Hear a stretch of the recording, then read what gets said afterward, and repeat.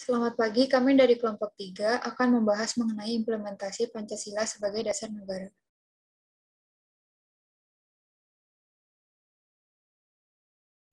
Ideologi Pancasila. Pancasila merupakan dasar resmi negara kebangsaan Indonesia sejak 18 Agustus 1945. Hal ini terjadi karena pada saat itulah Pancasila disahkan oleh PPKI, lembaga atau badan konstituante yang memiliki kewenangan dalam merumuskan dan mengesahkan dasar negara Indonesia. Pancasila dalam pengertian ideologi merupakan pandangan hidup atau falsafah kehidupan bangsa. Pancasila sebagai ideologi merupakan sebuah pemikiran yang meliputi pandangan dasar dan harapan sejarah manusia, masyarakat, dan negara Indonesia yang berasal dari kebudayaan Indonesia. Sebagai ideologi sebuah negara, Pancasila tidak bersifat kaku dan tertutup, namun bersifat reformatif, dinamis, dan terbuka. Hal ini dimaksudkan bahwa ideologi Pancasila bersifat aktual, dinamis, antisipatif, dan dapat mampu menyesuaikan diri seiring dengan perkembangannya zaman.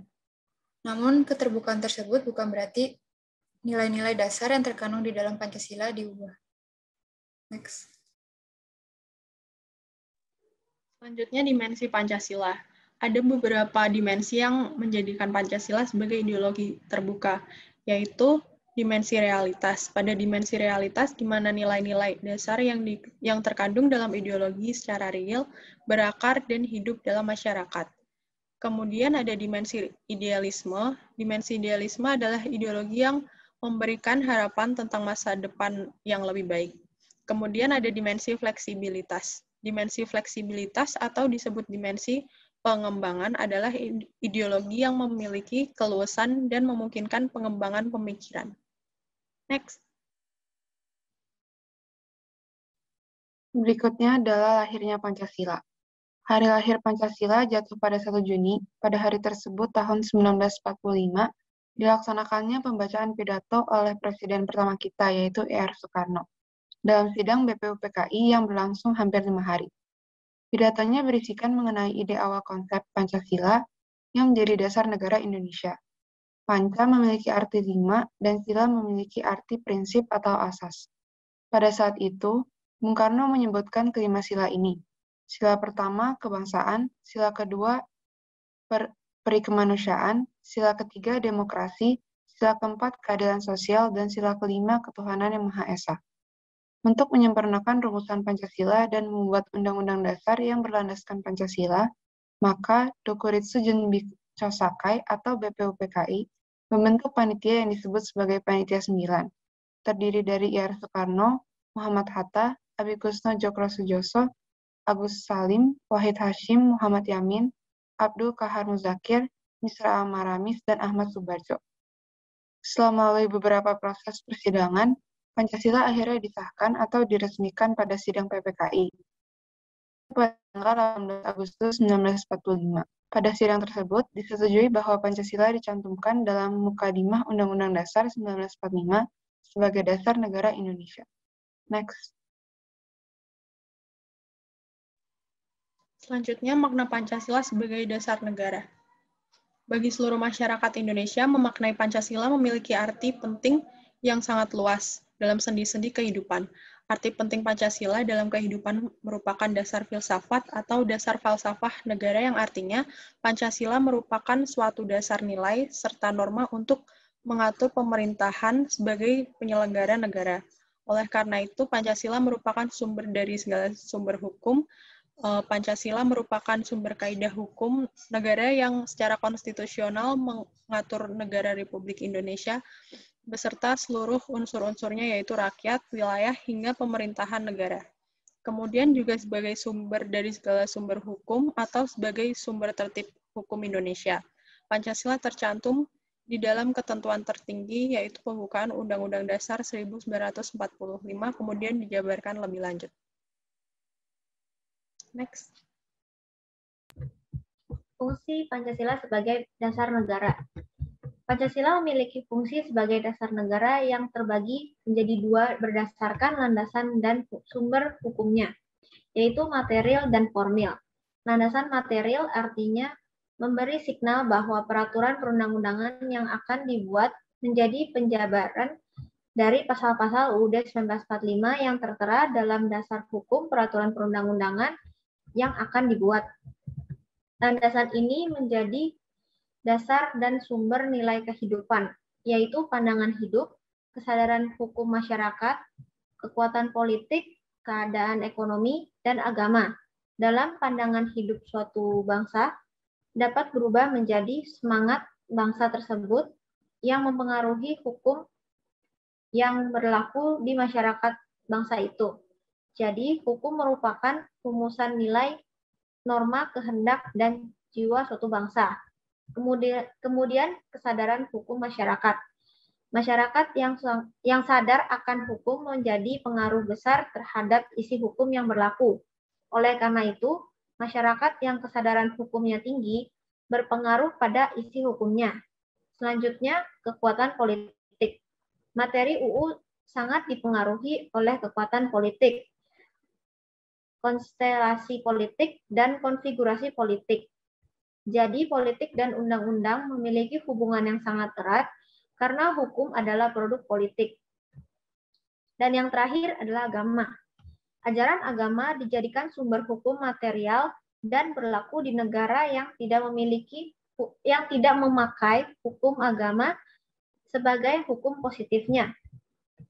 Landasan formil memiliki peranan penting dalam kekuasaan kehakiman di mana fungsinya untuk menguji peraturan perundang-undangan yang dimuat dalam pasal 24A dan pasal 24C UUD 1945 pasca amandemen. Dalam pasal 24A ayat 1, Mahkamah Agung menguji peraturan perundang-undangan di bawah UU terhadap UU. Dan dalam pasal 24C ayat 1 pasca amandemen, Mahkamah Konstitusi yang menguji UU terhadap UUD. Kedudukan Pancasila. Berdasarkan kedudukan Pancasila sebagai sumber dari segala hukum dasar nasional, maka Pancasila dijadikan sebagai tolak ukur penilaian hukum yang ada di Indonesia. Hukumnya harus mencerminkan kesadaran dan rasa keadilan yang sesuai dengan nilai Pancasila. Posisi Pancasila yang sebagai sumber hukum berada di atas konstitusi yang artinya Pancasila terletak di atas UUD 1945. Jika UUD 1945 adalah konstitusi negara, maka Pancasila adalah kaidah pokok negara yang fundamental. Next. Globalisasi membawa perubahan dalam tatanan dunia internasional, yang pengaruhnya langsung terhadap perubahan di berbagai negara. Banyaknya tantangan yang melanda kehidupan nasional, sosial, dan politik, maka benteng yang terakhir adalah keyakinan nasional atas dasar negara, yaitu Pancasila. Saya Feli, saya akan menjelaskan tantangan implementasi Pancasila di era globalisasi. Faktor internal yang pertama yaitu korupsi. Korupsi adalah tindakan pejabat publik, baik politisi maupun pegawai negeri, serta pihak lain yang terlibat dalam tindakan itu, yang secara tidak wajar dan tidak legal menyalahgunakan kepercayaan publik yang dikuasakan kepada mereka untuk mendapat keuntungan sepihak. Yang kedua ada etnisitas, yaitu hubungan antar kelompok, di mana perbedaan budaya antar kelompok dikomunikasikan secara sistematis dan berlangsung secara terus-menerus. Yang ketiga ada penyalahgunaan kekuasaan, yaitu bentuk penyimpangan dalam jabatan yang melanggar hukum dan dilakukan dalam kapasitas resmi, sehingga mempengaruhi kinerja tugas-tugas resmi. Yang keempat ada pragmatisme, yaitu sifat atau ciri seseorang yang cenderung berpikir praktis, sempit, dan instan. Dan kelima ada kurang percaya diri. Faktor eksternal yang pertama yaitu gerakan radikalisme, yaitu paham atau aliran yang menginginkan perubahan sosial dan politik dengan cara kekerasan atau drastis. Yang kedua ada gerakan konsumerisme, yaitu ideologi yang menjadikan seseorang atau kelompok menjalankan proses konsumsi atau pemakaian barang-barang hasil produksi secara berlebihan, tanpa sadar, dan berkelanjutan. Yang ketiga ada neokolonialisme, yaitu praktik kapitalisme, globalisasi, dan pasukan kultural imperialisme untuk mengontrol sebuah negara sebagai pengganti dari kontrol politik atau militer secara langsung. Yang keempat ada perang proksi, yaitu perang antar negara yang terjadi karena dorongan atau mewakili pihak lain yang tidak terlibat langsung di pertempuran. Dan terakhir ada narkoba. Next. Bernegara dan berbangsa di Indonesia adalah harus mengintegrasikan nilai-nilai yang terdapat dalam Pancasila ke dalam seluruh aspek kehidupan di masyarakat, yaitu sistem pendidikan, sistem politik, pertahanan keamanan, sistem ekonomi, dan kehidupan sosial berbangsa dan bernegara. Dengan terintegrasinya Pancasila, maka transformasi menuju bangsa yang makmur, sejahtera, dan berbineka tunggal ika akan lebih cepat terwujud dalam kesatuan wilayah Indonesia. Next. Contoh penerapan nilai-nilai Pancasila. Dalam kehidupan sehari-hari, kita bisa mengamalkan nilai-nilai yang terkandung dalam Pancasila ke dalam kehidupan kita sehari-hari. Sebagai contoh, dalam mengamalkan sila pertama, kita bisa tidak mendiskriminasi agama lain dan rukun toleransi. Saling menghormati umat lain yang sedang beribadah dan rukun beragama. Dalam konteks pandemi, kita bisa berdoa untuk keselamatan dari pandemi yang sedang berlangsung. Untuk sila kedua, kita bisa menolong dan tidak bersikap kasar terhadap orang lain. Mengakui bahwa semua orang sama kedudukannya, sama-sama memiliki hak sebagai warga negara, menghindari dan menolak adanya bullying di sekolah maupun di media sosial. Dalam konteks pandemi, kita bisa memperlakukan semua orang sama dengan hidup bermoral dan beretika. Untuk sila ketiga, kita bisa mengembangkan sikap cinta tanah air dan membela negara. Rela berkorban untuk kepentingan orang lain tanpa pamrih. Dan dalam konteks pandemi, kita bisa ikut patuh dalam pelaksanaan PSBB dan berdiam diri di rumah untuk menghindari virus.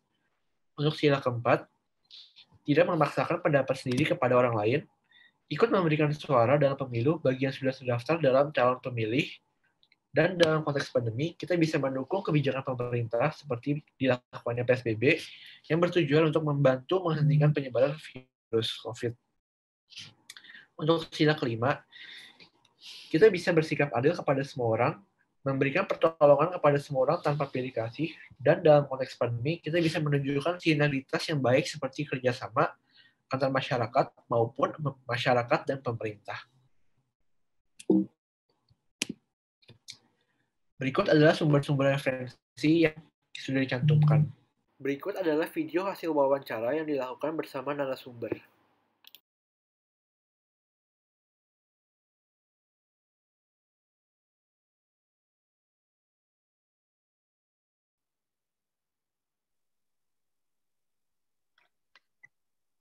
Selamat pagi, Pak.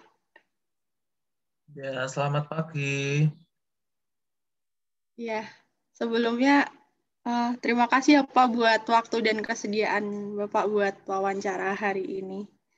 Oke. Ya. Selamat pagi, Pak. Pada kesempatan kali ini, kita akan mulai wawancara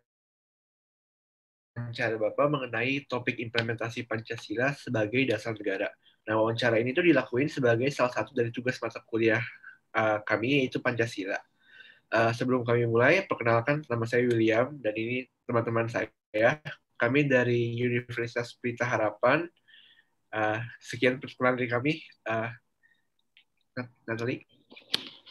Baik Pak, untuk Pak Dion juga boleh perkenalan diri dulu. Mungkin teman-teman di sini masih banyak yang belum kenal Pak Dion.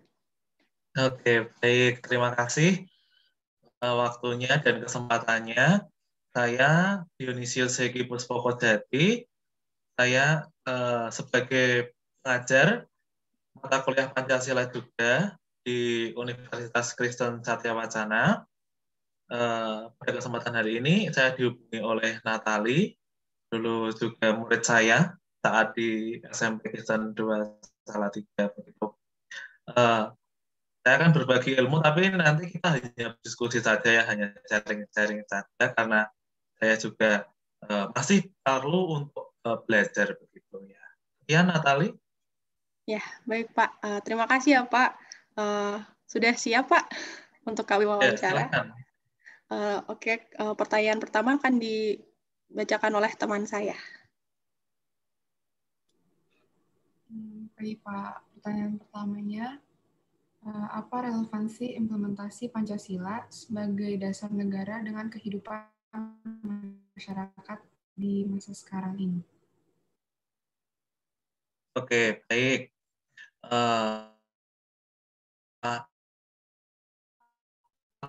Relevansi itu adalah hubungan ya, atau kehidupan masyarakat, khususnya untuk masyarakat zaman sekarang atau zaman milenial saat kalian sebagai generasi muda begitu ya. Kita tarik konsep dulu dari Pancasila sebagai dasar negara. Para pendiri bangsa kita, the founding father, ada beberapa tokoh ya, mereka mengemukakan bahwa Pancasila sebagai dasar negara kita itu salah satunya diambil dari warisan atau diambil dari apa yang ada di negara kita, yaitu ada nilai-nilai ketuhanan, nilai-nilai kemanusiaan, nilai-nilai kerakyatan, persatuan, dan keadilan. Itu semua ditarik dari apa yang ada di negara kita. Itu lalu dijadikan satu sebagai apa? Sebagai pedoman atau arahan untuk menjadi semacam tuntunan di dalam berperilaku dalam kehidupan sehari-hari. Ya, maka kalau ditanya apa relevansinya, itu nanti pada zaman dahulu itu sudah terjadi seperti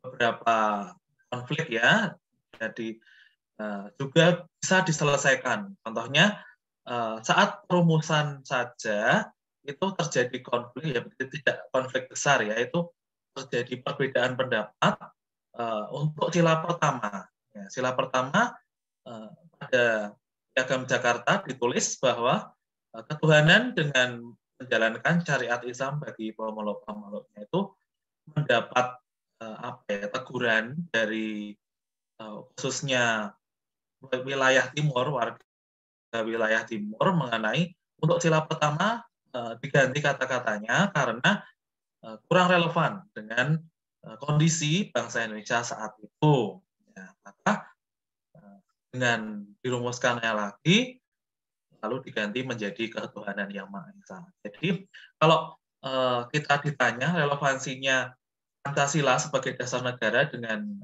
kehidupan di masa sekarang ini ya sangat relevan karena nilai-nilainya itu karena berasal dari diri kita sendiri, maka ya sangat relevan dengan kehidupan kita. Gitu.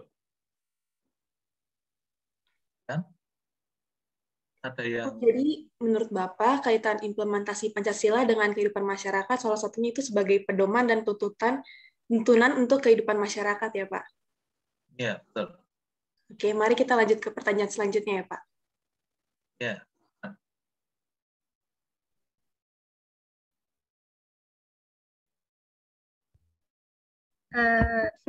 Bapak bisa melihat apa saja relevansinya, lalu bagaimana kontribusi yang bisa dilakukan oleh warga negara Indonesia, baik dari pemerintah pusat atau daerah, masyarakat pada umumnya, dan generasi muda, untuk membuat teori-teori pada implementasi Pancasila sebagai dasar negara menjadi lebih relevan dalam kehidupan sehari-hari, Pak. Oke, baik. Terima kasih. Pertanyaan yang kedua. Tadi apa yang menjadi wujud nyata atau aktualisasi ya antara nilai-nilai Pancasila sebagai dasar negara di dalam kehidupan kita, apa perannya ataupun atas generasi muda. Oke. Baik, untuk peran dari pemerintah sebagai pemangku kepentingan itu kita dapat melihat bahwa beberapa kebijakan khususnya di bidang pendidikan ya di sini pemerintah mewajibkan untuk adanya pendidikan Pancasila dan kewarganegaraan dari mulai jenjang SD, SMP, SMA atau SMK maupun di perguruan tinggi. Nah, itu salah satu wujud dari menghargainya atau menjadi pedomannya Pancasila sebagai dasar negara. Selain itu juga diwajibkan untuk pengamalannya kemungkinan di setiap hari Senin kalau belum pandemi ya kita ada upacara bendera, pasti ada pembacaan teks Pancasila dan di upacara-upacara kenegaraan yang lain. Salah satunya juga pemasangan foto atau foto mengenai logo atau semboyan negara kita, yaitu Pancasila di berbagai kantor, itu juga wujud nyata dari pemerintah. Kalau dari masyarakat, saya kira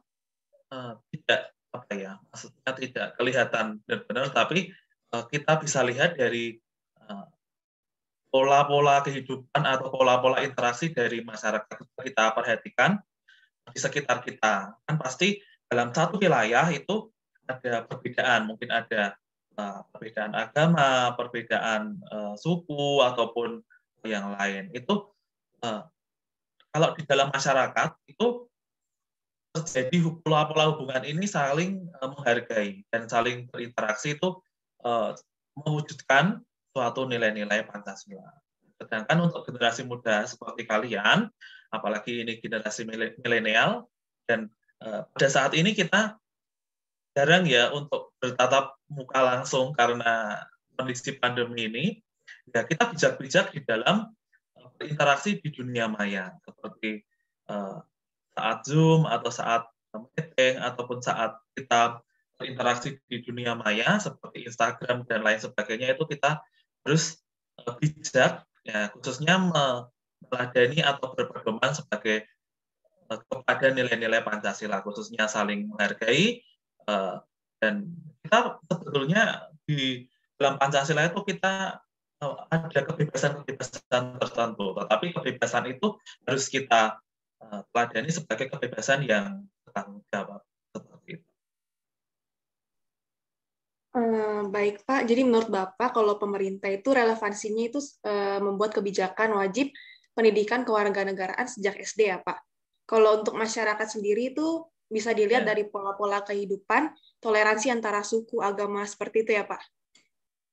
Kalau untuk generasi muda bisa dilihat dari berinteraksi dengan dunia maya, bisa dilihat dengan saling menghargai, saling memperhatikan satu sama lain gitu ya Pak. Ya, betul. Kita lanjut ke pertanyaan selanjutnya ya Pak. Ya, silakan. Baik, untuk pertanyaan ketiga, menurut Bapak apa kontribusi yang dapat diberikan pemerintah pusat atau daerah, masyarakat umum maupun generasi muda terhadap implementasi Pancasila sebagai dasar negara? Misalnya kontribusi pemerintah daerah terhadap implementasi Pancasila sebagai sistem filsafat gitu, Pak. Oke, baik, terima kasih. Kita mengenal dulu sebelum ada pendidikan Pancasila di perguruan tinggi ataupun di jenjang SD, SMP, SMA, sempatlah kalian mendengar ada istilah P4. Nah, itu P4 itu adalah seperti kursus atau seperti pendidikan singkat, pendidikan kilat mengenai pengamalan pendidikan Pancasila. Pada zaman dahulu, era Orde Baru itu sampai segitunya. Kita bisa membaca sejarah pada saat itu pengamalan Pancasila itu diwujudkan dalam suatu kursus yang berbagai jam, ada sampai 400 jam itu mengenai pengamalan ataupun pengamalan tentang Pancasila. Begitu. Nah, jadi pada saat kehidupan sekarang ini apakah relevan kita tarik untuk kehidupan sekarang, apakah relevan dengan kursus seperti itu dengan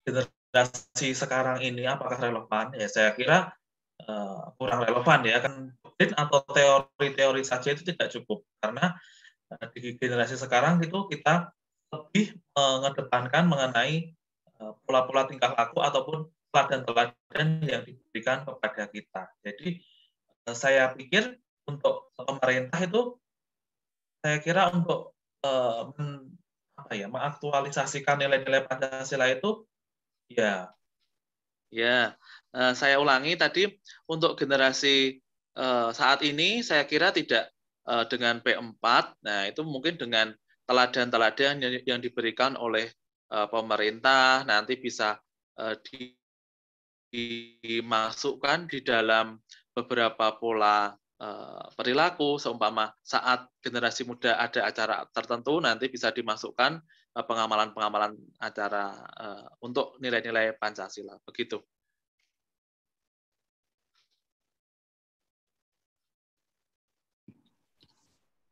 Jadi dengan kontribusi yang dilakukan pemerintah itu dengan memasukkan pola-pola perilaku dan pengamalan nilai-nilai Pancasila ke dalam kehidupan masyarakat sekarang. Kalau untuk kontribusi masyarakat mudanya, Pak, seperti generasi mudanya terhadap implementasi Pancasila sebagai dasar negara gimana, Pak? Ya, jadi implementasinya untuk di dalam generasi muda saat ini kita masukkan di dalam suatu acara-acara mengenai dialog-dialog kebangsaan ataupun acara-acara yang ada di untuk generasi muda, yaitu salah satu implementasi dari Pancasila. Pada poin pertama, Bapak mengatakan bahwa relevansi implementasi Pancasila sebagai dasar negara dengan kehidupan masyarakat sekarang adalah sebagai pedoman dan tuntutan dari masyarakat, ya Pak. Menurut Bapak, bagaimana kontribusi tersebut dapat terlihat secara nyata dalam kehidupan berbangsa dan bernegara? Ya, jadi kontribusinya di dalam kehidupan sehari-hari, kita laksanakan sikap menghargai, sikap toleransi terhadap masyarakat di dalam kehidupan sehari-hari supaya terwujud suatu nilai-nilai Pancasila dalam kehidupan sehari-hari. Ya, saya kira itu implementasinya dalam kehidupan berbangsa dan bernegara. Sekian dari wawancara kami. Terima kasih banyak kepada Pak Dion yang sudah memberikan waktunya di pagi hari ini untuk kita wawancara. Kita ucapkan banyak terima kasih. Mohon maaf kalau misalnya ada salah kata satu dua. Terima kasih Pak Dion.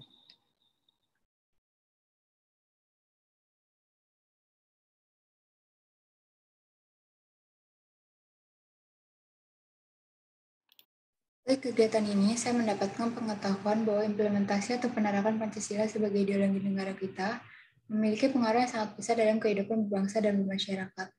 Karena Indonesia terdiri dari berbagai suku, ras, dan agama yang berbeda-beda, dan karena perbedaan tersebutlah dampaknya begitu besar sehingga Pancasila perlu diterapkan dalam diri setiap individu dalam kehidupannya sehari-hari.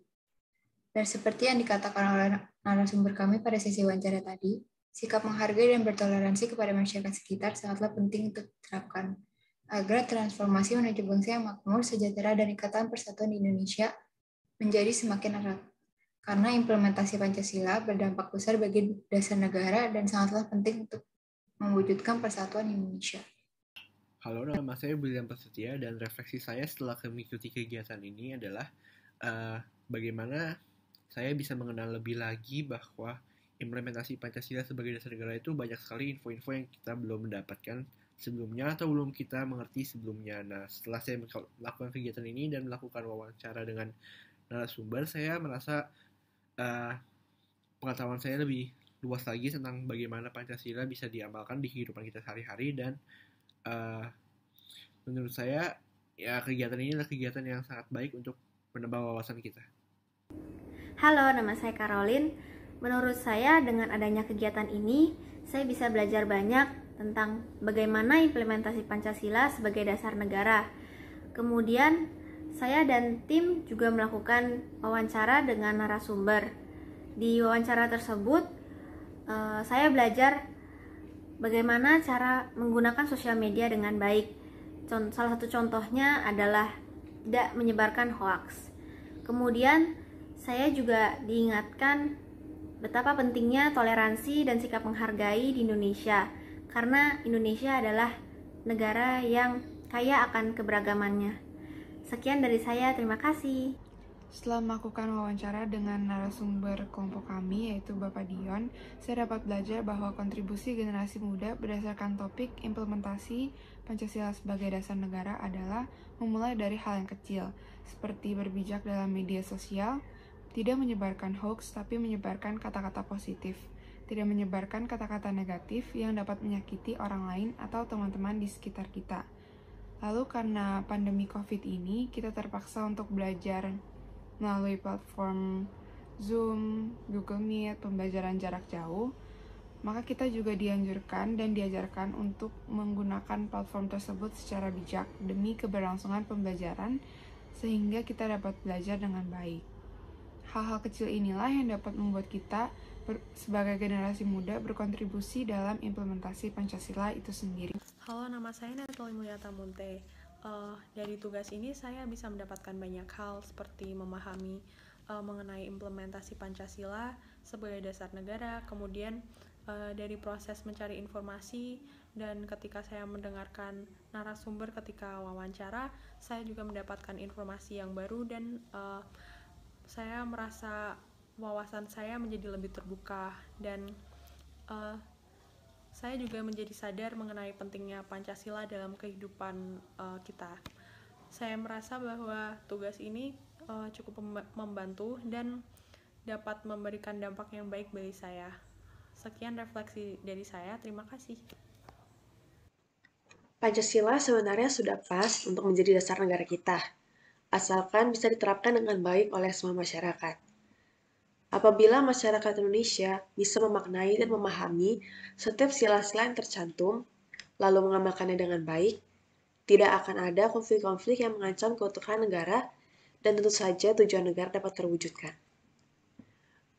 Menurut saya sangat merugikan jika implementasi Pancasila sebagai dasar negara masih rendah di Indonesia.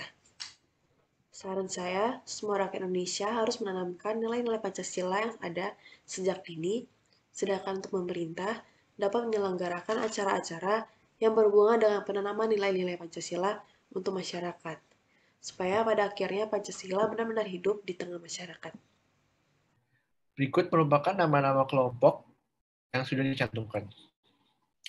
Sebagai penutup, kita mengucapkan terima kasih kepada Universitas Pelita Harapan dan Ibu Juliana Srisa sebagai dosen pengampu mata kuliah Pancasila. Kami meminta maaf jika ada 1-2 kata yang tidak mengenakan.